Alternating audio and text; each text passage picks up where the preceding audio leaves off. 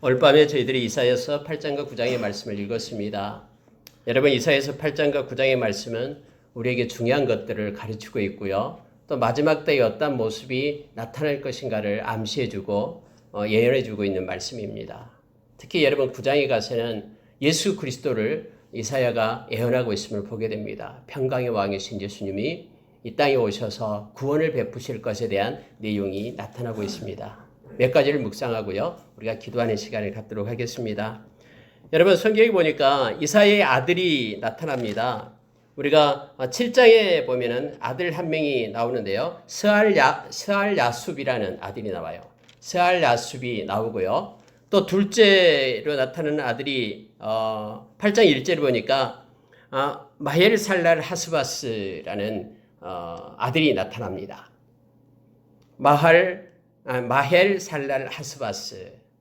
근데 여러분, 이 마헬살랄 하스바스라는 이 아들은요, 실제적으로 이때 당시 애가 태어나기 전에 하나님께서 이사야에게 이렇게 말을 하는 거예요.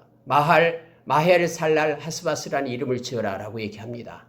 그래서 여러분, 이제 이사야 아내가 이제 임신을 해서 아들을 낳게 됩니다. 하나님이 다시 한번 말하면서 3절에 보니까 그의 이름을 마헬살랄 하스바스라고 말합니다. 여러분, 마헬살랄 하스바스라는 뜻은요, 노략물이 속히 이동됨, 노략물이 속히 이른다, 노략이 속히 이른다, 이런 뜻이에요. 다시 말하면은 외부의 적들이 와가지고는 속히 물건을 훔쳐간다. 노략의 속히 임한다라는 뜻으로서 마헬살랄 하스바스를 씁니다. 그리고 우리가 전에 7장에서 그의 아들을 하나님께서는 이사야와 그 아들을 함께 가서 왕을 만나라라고 얘기하죠. 스알야숲이라는 말을 씁니다. 이 말은 무슨 뜻이냐면요, 남은 자가 돌아오다라는 뜻입니다. 남는 자가 돌아오다, 이런 뜻에서 이름을 짓게 합니다. 근데 여러분 성경에는요, 이름에는 반드시 뜻이 있고요, 또 그 이름대로 성취되게 됨을 성경 우리에게 가르쳐줘요. 이 내용이 8장에서 쭉 나오고 있는데요. 자, 여러분 4절 한번 보시기 바랍니다. 이는 이 아이가 내 아빠 내 엄마라고 부를 줄 알기 전에 다메섹의 제물과 사마리아의 노략물이 아스루 왕 앞에 옮겨질 것임이라. 속히 이 노략물이 옮겨진다라는 거예요. 누구에게로? 아스루 왕 앞에로. 그때 당시 여러분 북쪽에는 북이스라엘이 있었죠. 그리고 다메섹 쪽에 아람이 있었습니다. 근데 그 이후에 이제 니느웨 쪽에가 이제 아수르 제국이 있었습니다. 근데 하나님께서는 이미 하나님께로 돌아오지 않는 그 백성들을 향해서 하나님의 심판이 임한다라고 이사야를 통해서 지금 말하고 있는 거예요. 이사야 선지자는 약 60년간 그런 하나님의 말씀을 가지고 활동을 했던 선지자죠. 아직 BC 722년에 아수르에 의해서 북이스라엘 멸망을 당하는데요. 호세아 왕 9년째 멸망을 당하는데 아직 멸망당하기 전이에요. 그러면서 하나님께서는 다시 그 북이스라엘한테 경고를 주는 거예요. 또 여기 남아있는 그런 유다에 있는 그런 하나님의 백성들에게 말씀에 대한 경고를 줍니다. 뭐라고 얘기하냐면요, 이 아들을 통해서 마헬살랄 하스바스, 얼마나 하나님의 백성들이 마음이 완악해서 목이 곧아서 하나님의 말씀을 듣지 않냐면요, 회개하고 돌아와라, 그렇지 않으면 망한다라고 그렇게 외쳐도요, 이사야의 말을 전혀 듣지 않습니다. 특히 북이스라엘을 안 들어요. 이사야의 말을 안 듣고요, 웃기는 소리 하지 말라 이거예요. 그런데 하나님이 얼마나 급했으면요, 이제는 아기가 임신하고요, 그 아기의 이름을 갖다 여기서 말하는 마헬살랄 하스바스라고 지어라라는 거예요. 그러면서 이 아기가 이제 자라가지고는 아빠, 엄마라고 말하기 전에 하나님께서 예언하신 이 말씀이 지금 이행될 것이다라고 지금 외치고 있는 거예요. 이 노략물이 속히 이제는 아수르 왕한테 옮겨가게 될 것이다라고 말합니다. 여기서 말하는 여러분, 이 다메섹의 제물, 그리고 사마리아의 노략물, 이렇게 되어 있죠. 이 다메섹은 아람을 얘기하고 있고요, 그 다음에 사마리아는 북이스라엘을 말하고 있는 거예요. 이것들이 아수르 왕에 의해서 와서 너희들이 다 이제는 그런 전쟁에 포르가디에서 끌려가고요, 마치 노량물을 끌고 가져가듯이 그렇게 된 일이 속히 임할 것이다라고 말하고 있습니다. 그런데도 여러분, 그들은 하나님께로 돌아오지 않습니다. 그래서 결국 이 이사야의 예언처럼 BC 722년에 북이스라엘이 망합니다. 그래서 모든 사람이 포로로 잡아서요, 곳곳에다 이렇게 디아스포라로 뿌려줍니다. 다 이동시켜버려요. 정책상이요. 그리고 그 외부의 이방인들이 와서 사마리아에 거주하게 되고 이렇게 바꿔지게 됨을 알게 합니다. 여러분 6절 한번 보시기 바랍니다. 하나님께서는요 이렇게 이사야에게 말합니다. 자, 이 말씀이 한번 보시기 바랍니다. 6절이에요. 이 백성이 천천히 흐르는 실로아의 물을 버리고 느신과 느말랴의 아들을 기뻐하느니라. 이렇게 되어 있습니다. 천천히 흐르는 실로아의 물은 버렸다라고 얘기합니다. 여기서 르신이 나오고요. 르신은 아람 왕을 얘기합니다. 그리고 느말랴가 나오죠. 느말랴의 아들 북이스라엘의 느말랴의 아들 베가가 그때 왕으로 있었을 때죠. 그래서 여러분 보십시오. 이 백성이 천천히 흐르는 실로아의 물은 버렸다 이 말은요. 천천히 흐르는 실로아 이것은 평안을 얘기합니다. 다시 말하면은 하나님이 함께하고 하나님과 동행하는 삶, 하나님만을 섬기며 의지하는 삶을 사는 것을 그들이 버렸다라고 얘기합니다. 그리고 그들은 무엇을 택했냐면요. 르신과 느말랴의 아들을 기뻐했다. 이렇게 지금 말하고 있습니다. 하나님의 선지자의 말을 듣는 것이 아니라 오히려 아람 그런 왕 그리고 북이스라엘의 왕 그들의 말을 듣고요. 하나님의 말씀 버리고 그들의 말만 추정하고 있다라는 거예요. 천천히 흐르는 실로아의 물을 버렸다라고 지금 말합니다. 하나님을 의뢰하면서 하나님을 의뢰하는 자에게 주는 그런 평안을 버려버리고 오히려 눈에 나타나는 그런 현상을 따라서 그들이 나아갔다라는 거예요. 그래서 7절 보십시오. 그러므로 주 내가 흉용하고 창일한 큰 하수 곧 아스루 왕과 그의 모든 위력으로 그들을 덮을 것이라. 하나님이 이렇게 말씀합니다. 천천히 흐르는 이 하나님이 주시는 그런 평강을 너희들이 버리고 오히려 사람을 쫓아가면서 상황에 따라서 갔기 때문에 엄청나게 큰 하수를 갖다 너희들에게로 돌려대서 너희들을 덮어버리겠다라고 하나님께서 말씀합니다. 이런 말씀했던 것처럼요. 하나님께서는 그렇게 역사상 이루시고 북이스라엘을 멸망시키셨음을 우리는 너무나 잘 압니다. 여러분, 하나님의 백성은요. 하나님과 교통하면서 하나님과 동행하는 삶을 살아야 됩니다. 하나님이 주시는 평안 가운데 거해야 됩니다. 그러나 이걸 버리고 마치 다베 여러분 성경에도 계속해서 나옵니다마는 애굽을 쫓아가고 아수르를 쫓아가고 세상의 전문가를 쫓고 그들을 향해서 손을 내밀 때요. 하나님께서는 그들을 통해서 심판하시고 멸망에 이르게 한다라는 것을 우리로 알게 합니다. 마지막 때가 더 그렇습니다. 오늘날도 역시 하나님의 백성은 끝까지 하나님을 의지하는 자로 거룩한 자로 우리가 서야 됩니다. 거룩하다라는 것은 하나님께 속했다라는 뜻이 되어 있죠. 그렇지 않고 세상과 야합하고요. 세상을 따라서 가게 될 때 세상과 세상에 있는 것들을 사랑하게 될 때 하나님의 심판이 있음을 성경은 우리로 하여금 알게 합니다. 여러분 8절 한번 보십시오. 이렇게 말합니다.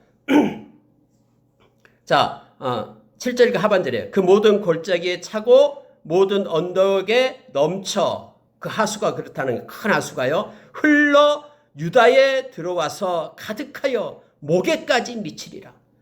여러분 보십시오. 북이스라엘을 이미 휩쓸고요. 이거 어디까지 가면 남유다까지 그 하수가 막 흘러 넘친다라고 얘기합니다. 목에까지 차게 된다라고 얘기하죠. 실제 그랬습니다. 여러분 히스기야 왕 때요. 아수르가 남유다까지 거의 다 멸망시키게끔 그렇게 쳐들어왔죠. 그러나 하나님이 보호해 주셔서 남유다는 살려줬음을 우리는 너무나 잘 압니다. 8절을 보니까 임마누엘이여 그가 펴는 날개가 내 땅에 가득하리라 하셨느니라. 갑자기 왜 임마누엘이 나옵니까? 여기서요. 이처럼 여러분 이사야에서는요. 이렇게 한 구절 안에서도 갑자기 반전이 됩니다. 이 패러독스가 나타나요.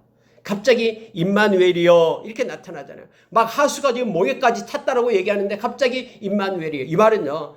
이 바로 표현 기법이에요. 이사야서요. 이사야서는 이제는 우리가 죽게 되었는데 오직 이것을 구원해 주실 분은 우리의 구원자 주님밖에 없다라는 것을 표시하는 거예요. 그래서 임마누엘이요. 임마누엘은 원래 예수 그리스도를 나타내는 것이죠.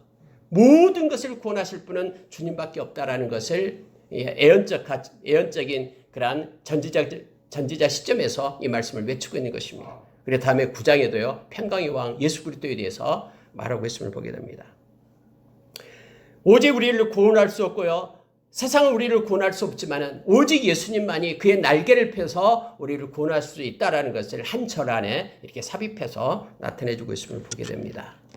여러분 그러면서요 9절부터요 15절의 말씀을 우리가 잘 보시기 바랍니다. 너희 민족들아 이 말은요 지금 이제 유다를 쳐들어온 큰 하수를 얘기합니다. 아수르 제국 또 다음에 바벨론 이것을 이제 대표해서 얘기합니다.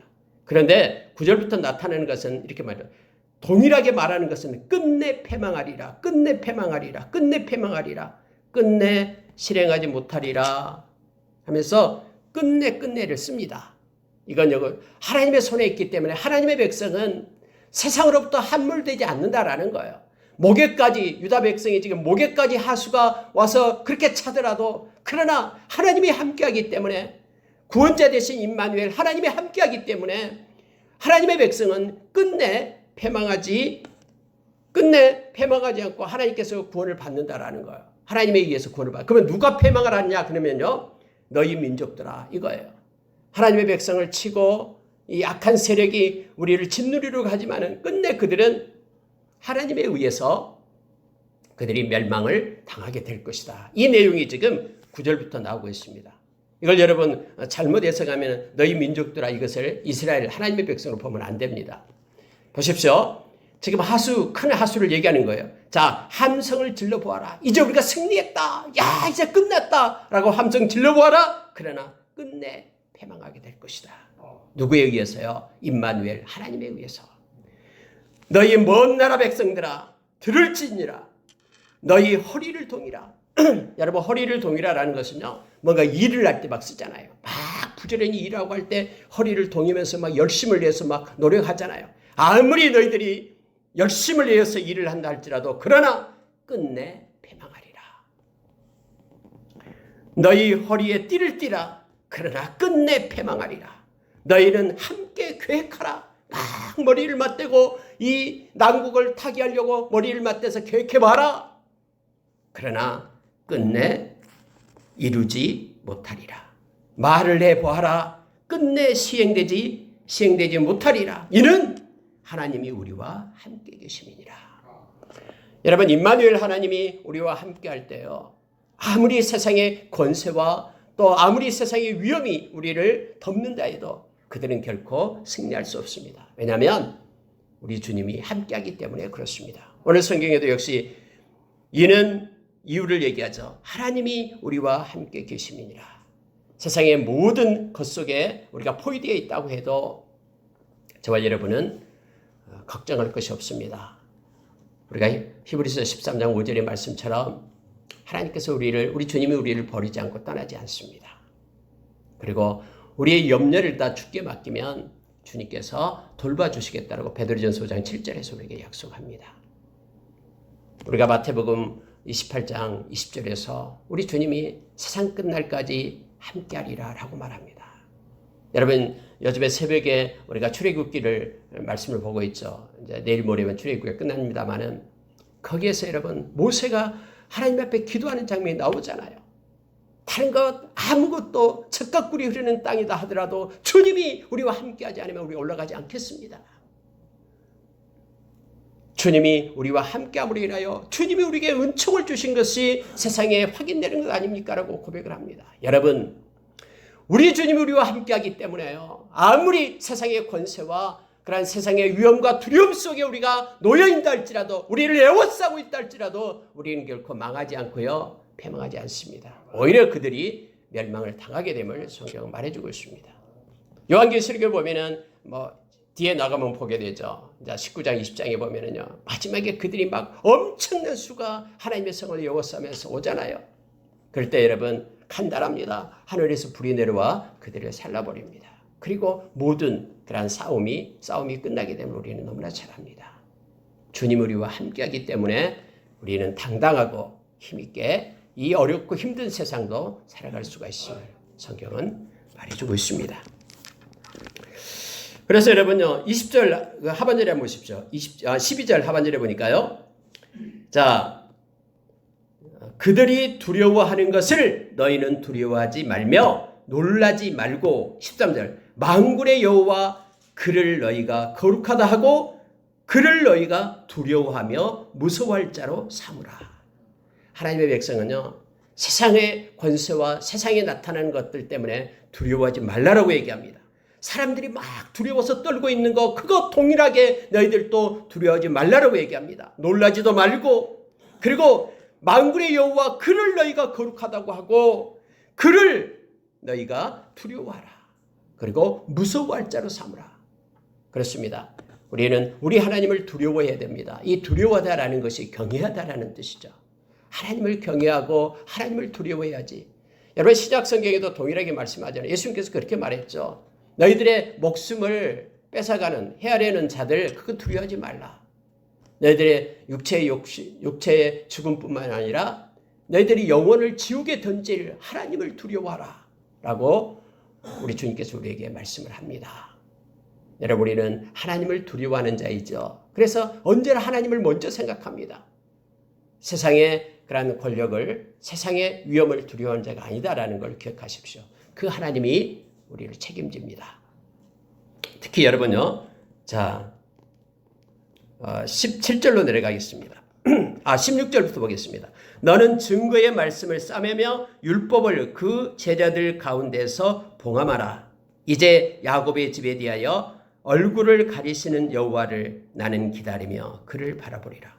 여러분 이게 참 이해가 안 되죠. 16절에 왜 말씀을 싸매며 말씀을 막 전파하고 말씀을 전해야 되는데 이제는 말씀을 싸매라라고 얘기합니다. 율법을 그 제자들 가운데서 봉함하라. 율법을 덮어라라는 거예요. 말씀을. 이게 왜 그렇습니까? 이게 무슨 뜻입니까? 이제 야곱의 집에 대하여 얼굴을 가리시는 여호와를 나는 기다리며 그를 바라보리라 라고 이사야 선지자는 얘기하는 거예요. 지금 하나님께서 이스라엘 백성을 향해서 돌아오라라고 말하는데 그들이 돌아오지 않아요. 회개하지 않아요. 막 그 불의 길로 가고 있는 거예요. 그런데 여러분 이사야는 하나님께서 그래서 얼굴을 가리신다라고 얘기합니다. 그렇지만은 나는 하나님의 그 사랑을 끝까지 기다리며 하나님의 긍휼을 기다리며 하나님만을 바라보겠다라고 얘기합니다. 여러분 위에서 16절에서 증거의 말씀을 싸매고 그리고 율법을 봉함한다라는 뜻은요. 다른 뜻이 아니라 말씀을 온전히 보존하겠다라는 뜻이에요. 사람들은 그것을 가치 없다라고 버리고 그냥 던져버리고 개의치 않지만 나는 이 말씀이 너무나 소중해서 이 말씀을 싸매고 봉함하고 그리고 이 말씀이 성취될 때까지 나는 하나님을 기다리겠다라고 말합니다. 세상 사람들 다 이 길로 간다지만은 나는 하나님께서 원하시는 그 길, 말씀이 말하는 그 길, 그걸 붙잡고 사람을 따라가지 않고 하나님 말씀 앞에 기다리면서 하나님의 때를 보겠다라고 지금 말하고 있는 내용입니다. 여러분 마지막 때도 마찬가지입니다. 우리가 디모데후서 4장 1절부터 3절 4절에까지 말씀이 우리에게 가르쳐 주잖아요. 세상이 되면요 많은 사람들이 바른 교훈 받기를 원하지 않습니다. 막 버려요. 그리고 다 자기 일을 위한 자기의 귀를 시원하게 해줄 그 교훈을 따라서 헛된 것을 따라서 간다라고 얘기합니다. 일만의 스승을 두고요. 그렇지만은 너희는 전도인의 일을 하라라고 성경에서 우리에게 가르쳐주죠. 이 말은 무슨 얘기냐면 우리는 말씀을 봉함하고 말씀을 간직하고 버리지 않고 그걸 굳게 붙잡아야 된다라고 성경 우리에게 말해주고 있음을 봅니다. 자 여러분 18절 보시기 바랍니다. 보라 나와 미 여호와께서 내게 주신 자녀들이 이스라엘 중에 징조와 예표가 되었나니 이는 시온산에 계신 만군의 여호와께로 말미암은 것이니라. 보십시오. 이사야 선지자가 말했던 게 있잖아요. 그 아들들의 이름 그 두 명하고요. 자기 이름. 여러분 원래 이사야라는 이름이 무슨 뜻이냐면요. 여호와는 구원이시다. 여호와는 구원이시다. 이게 이사야예요. 이사야가 여호와는 구원이시다. 그래서 여러분 성경이 오늘 18절에 그렇게 말합니다. 나와 나는 누구예요? 이사야예요. 이사야와 그리고 여호와께서 내게 주신 자녀들 두 명의 자녀를 얘기하는 거예요. 그러니까 첫 번째 아까 자녀가 그 7장에 나온 그 스알야숲이죠. 스알야숲 이런 뜻이죠. 스알야숲은 남은 자들이 돌아온다. 이런 뜻이 다 있어요. 남은 자들이 돌아온다. 이 남는 자, 렘넌트를 얘기하고 있는 거예요. 이사야는요, 언제나 남는 자의 사상을 가지고 있습니다. 다시 말하면은 하나님께서 택한 백성들은요, 다 타락하고 가지만은 남는 자가 있다라는 거예요. 회개하고 돌아오는 하나님의 백성들이 있다라는 거예요.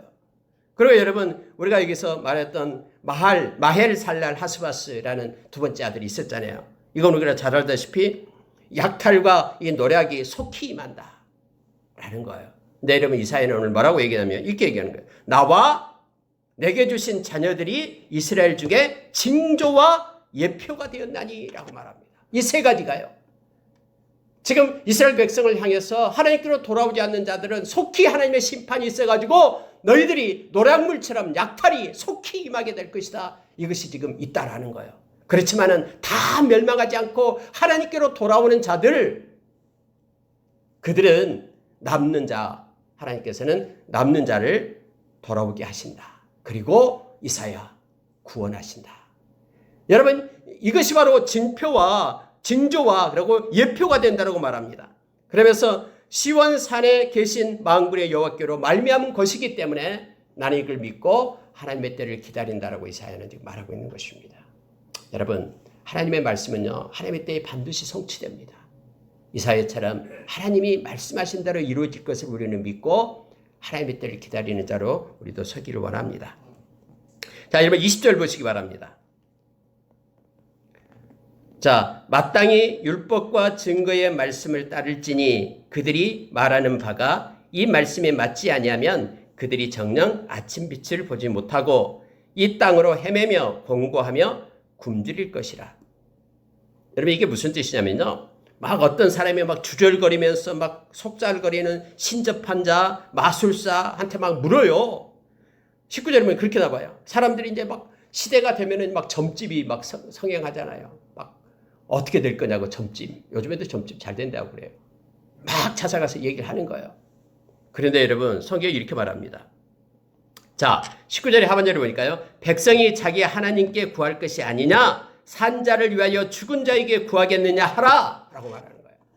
산자를 위하여 죽은 자에게, 아무것도 아닌 그런 귀신들, 뭐 신접한 자, 이런 사람들한테 물어야 되겠느냐라고 말하면서 20절이 이거예요. 마땅히 율법과 증거의 말씀을 따를지니 이거예요. 여러분, 중요합니다.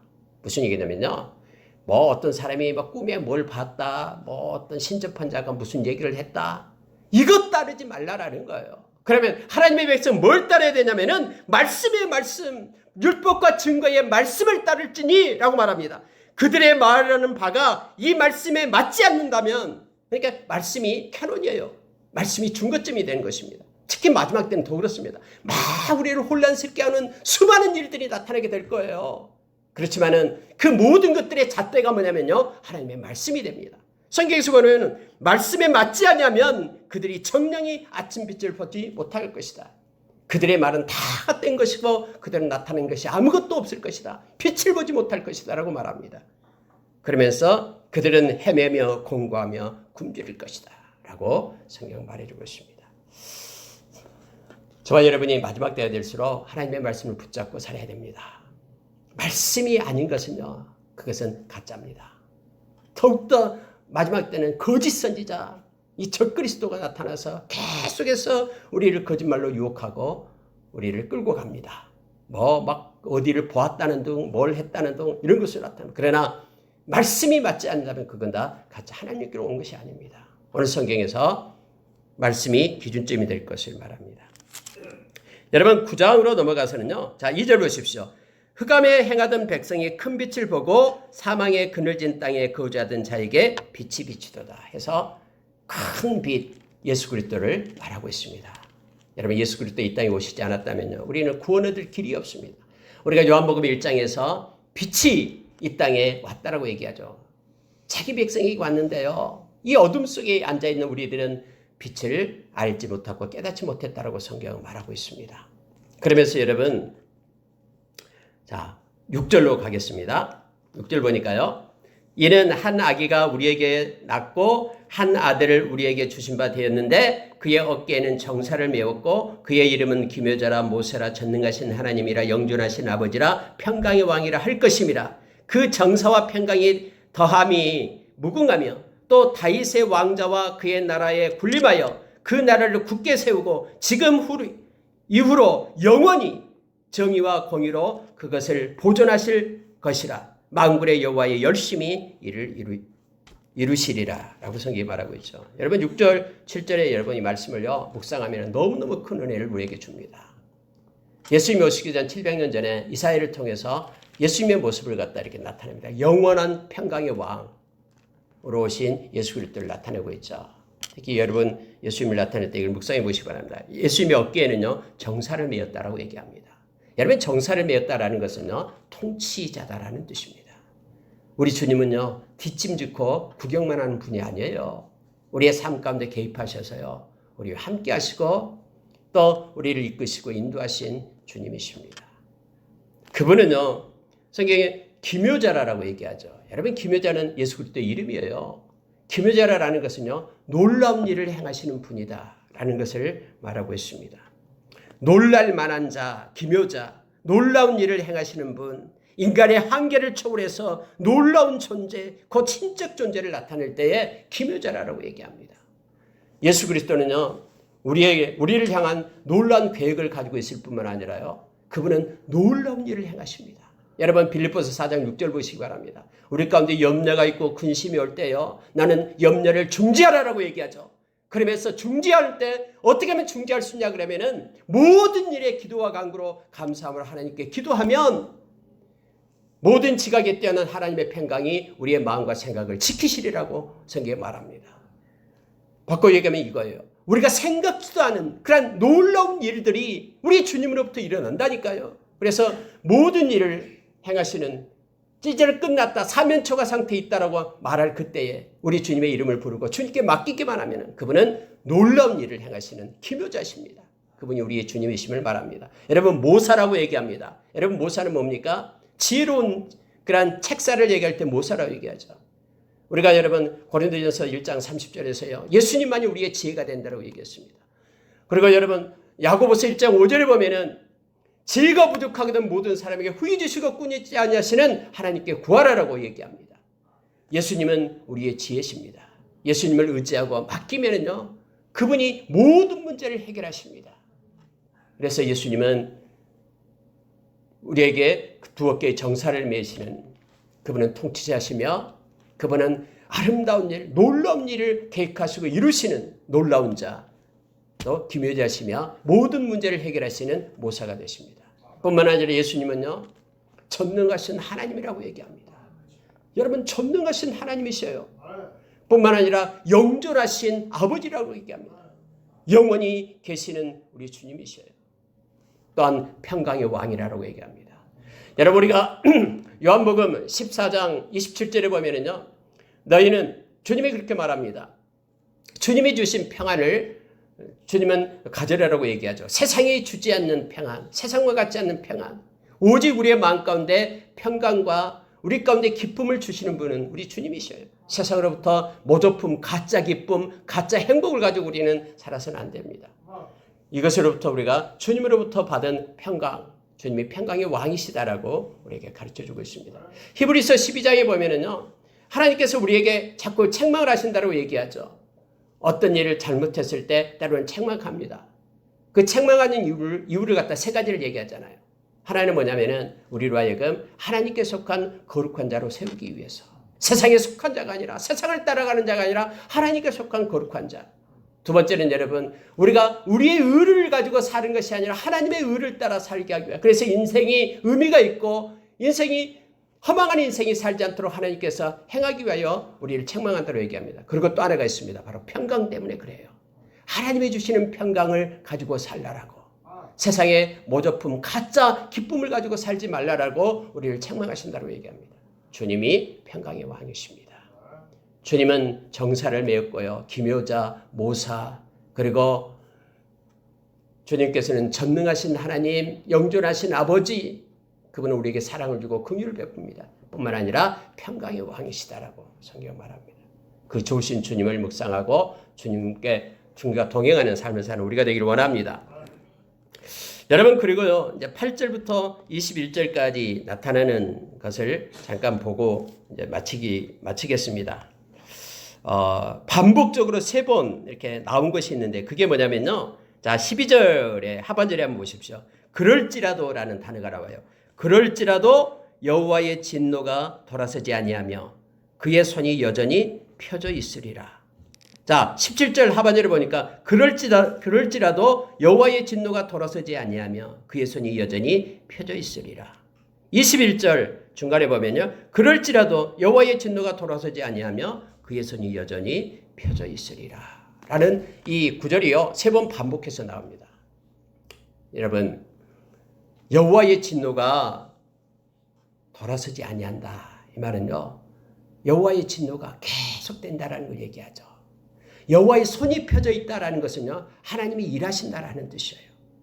하나님이 여호와의 손이 펴져 있다라는 것은요. 하나님의 활동이 지금 그것에 머물러서 일어난다라고 얘기합니다. 그런데 여러분, 이것은 지금 무서운 말이에요. 하나님의 심판은요. 편함이 없다라고 얘기합니다. 누구에게요? 돌아오지 않는 자에게. 회개하고 하나님께로 돌아오지 않는 자에게는 하나님께서 편손을 거두지 않겠다라고 얘기하는 거예요. 3번씩 반복해서 얘기하는 것은요. 하나님이 이것은 반드시 이렇게 심판하겠다고 지금 말합니다. 그럴지라도 여호와의 진노가 돌아서지 아니하며 그의 손이 여전히 펴져 있으리라. 누구에게요? 회개하고 돌아오지 않는 이에게. 여러분, 자, 9절을 한번 보시기 바랍니다. 모든 백성 곧 에브라임과 사마리아 주민이 알 것이여늘 그들이 교만하고 완악한 마음으로 말하기를 벽돌이 무너졌으나 우리는 닷없는 돌로 쌓고 뽕나무들이 찍혔으나 우리는 백향목으로 그것을 대신하리라 하는도다. 무슨 얘기냐면요. 하나님께서 그들에게 신호를 줘요. 내게로 돌아오라, 내게로 돌아오라 하면서 하나님이 신호를 주고 있는 것입니다. 그런데 그들은 교만하고 완악해요. 그래서 하나님의 말씀을 받아들이지 않는다라고 말합니다. 8절에 보면 주께서 야곱에게 말씀을 보내시며 이렇게 말하는데, 그리고 이스라엘에게 임하게 하셨은즉 말씀을 보내고 말씀을 임하게 했는데 그들은 교만하고 완악한 마음으로 말하기를, 말씀을 버린다라는 거예요. 그러면서 말하기를 뭐라고 얘기하면요. 하나님이 벽돌을 무너뜨리면 우리가 다시 쌓지 뭐, 닷없는 돌로, 더 좋은 돌로 쌓지 뭐.